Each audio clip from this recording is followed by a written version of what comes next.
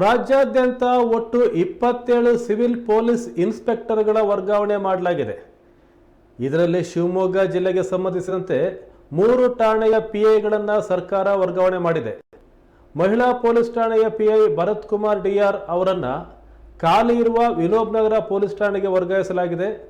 Shikaripura town ವೃತ್ತದ CPI ಆಗಿ ಕರ್ತವ್ಯ ನಿರ್ವಹಿಸ್ತಾ ಇದ್ದ ರುದ್ರೇಶ್ ಕೆಪಿ ಅವರನ್ನು ಕರ್ನಾಟಕ ಲೋಕಾಯುಕ್ತಕ್ಕೆ ವರ್ಗಾಯಿಸಲಾಗಿದೆ.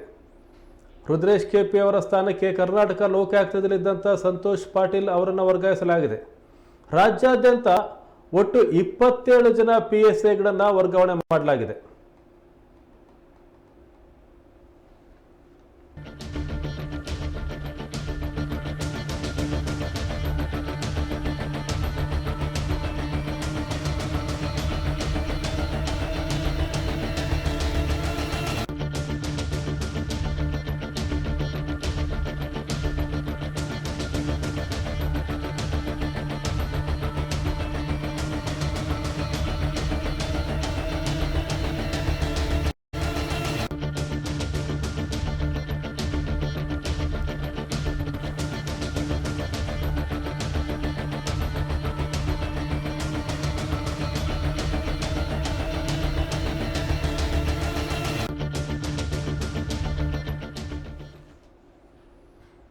ಪೊಲೀಸ್ ಇಲಾಖೆಯ ಪಿಎಸ್ಐಗಳ ವರ್ಗಾವಣೆ ಪರ್ವ ಈಗ ಆರಂಭವಾಗಿದೆ.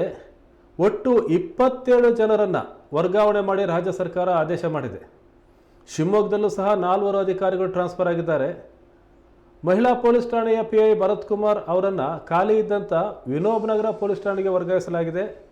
ಶಿಕಾರಿಪುರ ಟೌನ್ ವೃತ್ತದ ಸಿಪಿಐ ರುದ್ರೇಶ್ ಕೆಪಿ ಅವರನ್ನು ಕರ್ನಾಟಕ ಲೋಕಾಯುಕ್ತಕ್ಕೆ ವರ್ಗಾಯಿಸಲಾಗಿದೆ.